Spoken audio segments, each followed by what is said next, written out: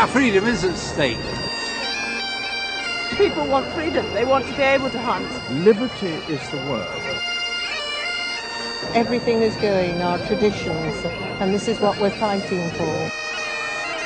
They marched in protest, a silent procession of a people grasping for one last chance to resist, shamefully admitting they only have themselves to blame for government policies that threaten their way of life, their security, and the future of democracy in Britain.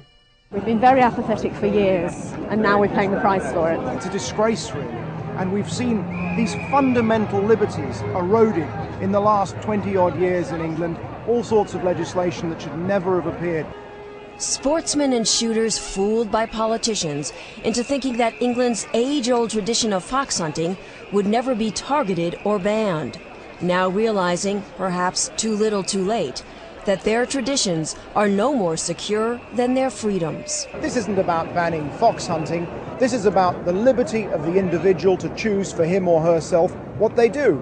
A future that's in doubt, and the largest peaceful protest in British history to try to change that has got many asking, where were these voices 6 years ago when there was an outright ban on handguns and pistol shooters were forced to surrender their firearms, confiscated by the government to be destroyed? We hear people saying the proposed ban on fox hunting is the thin end of the wedge. I am a pistol shooter. As far as I'm concerned, we've already swallowed the wedge. And where does it go next? Liberties that have already been sacrificed for the politicians' false promise of a safer society. Gun bans that, as predicted, have simply backfired. We've seen about a 40% increase in firearms crime since the ban was introduced. That is not a success in my book. We need to be armed, you know, we're not safe any longer. Everything is changing. It's very simple. The authorities have no way of controlling criminals, so they control the law-abiding, because we're an easy target. And now, some members of Parliament are questioning the government's anti-gun agenda, an agenda that has, without a doubt, failed. The use of weapons in crime has risen dramatically. And it's very difficult to get government departments to openly accept the fact. Politicians refusing to face the facts, while the police are forced to every day. It's totally out of control. This police officer, who feared he'd lose his job for speaking out, asked to remain anonymous. He said for the first time ever, bobbies are carrying firearms, but they're still outgunned by criminals who can buy whatever they want on the black market. Every officer now in this country gets issued with body armour. When I joined the police service back in the 80s, we didn't have any of this. We had a wooden truncheon and a set of chain link handcuffs. The firearms laws have been tightened up since. Why do we still need this equipment? Simply because the criminals have the weapons and they're prepared to use them. Gun policy's gone tragically wrong, and police morale at an all-time low. I feel let down by the politicians, by the senior management in the police, and I feel at present I cannot give the public the service they demand and expect. And as this officer made very clear, it's a law built on a lie. The politicians, basically, they have misled the public. They said, if we ban handguns, the country's going to be a safer place. They ban the handguns, the country is not a safer place. Why are British people not to be trusted? And I think that says a lot about the government. Citizens left defenseless, now victims of the very laws passed to protect them, and asking how many more Tony Martins will there be. Martin, a Norfolk farmer, was forced to protect himself when no one else would, not the police and not the British justice system. What happened at this farmhouse owned by Tony Martin 4 years ago has struck a real nerve, not only in this country, but internationally. 2 men broke into Tony Martin's house. Both of them were shot. One of them was killed. And the man who fired that gun, Tony Martin, was initially sentenced to life in prison for murder. But many people think Tony Martin should never have spent 1 day in jail. They say he was just an innocent man protecting himself and his property. Tony should not be in a jail, not for what he did. He was perfectly within his rights, in my view.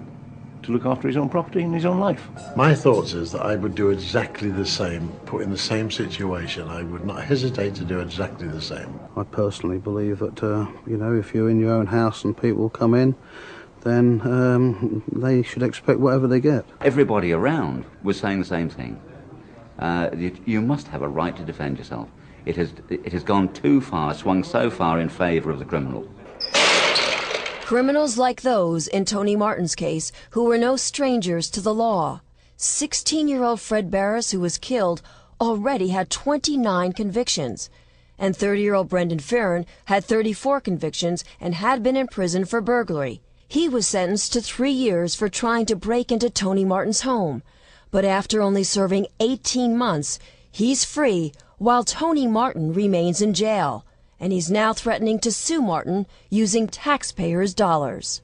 The system is on the side of the criminal, not on the side of the victim. Go and rob somebody and then sue them because they've damaged you.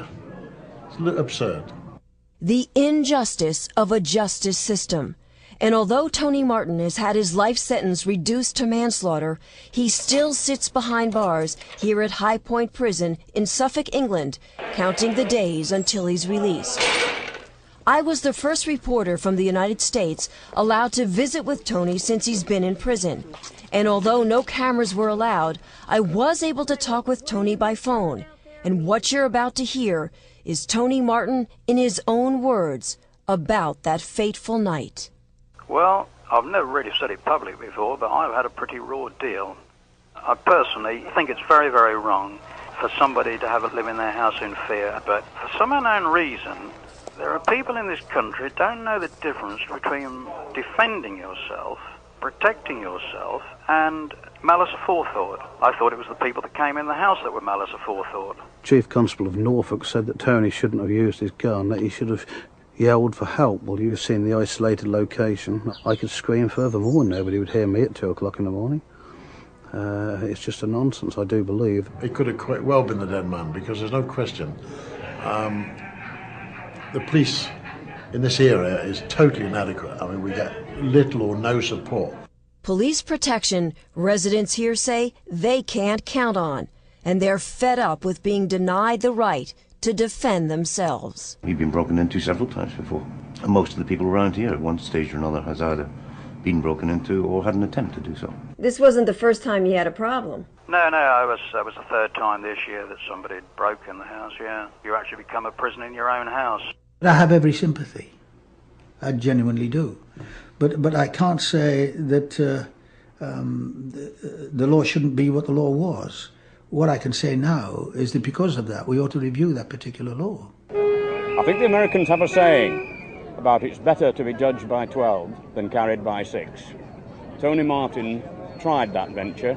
He was judged. He is in prison. The story is not yet finished. And neither is the story of a struggle to reclaim rights these honest citizens have already lost. Costly mistakes of trusting in a government that has left them unprotected. Their message to gun owners in America is simple. It will happen to you if you let it. Jolly well could, and they ought to realise that. If they saw what we're seeing in this country, then they'll fight for it. If you don't do anything, you will lose your liberties, and make the effort. Don't be apathetic. Get out there and fight.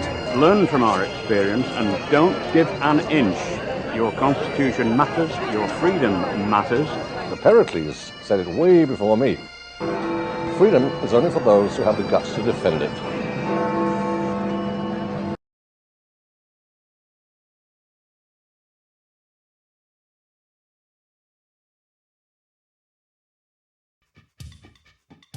Hey! Is this my turn? You want me to sing now? Okay.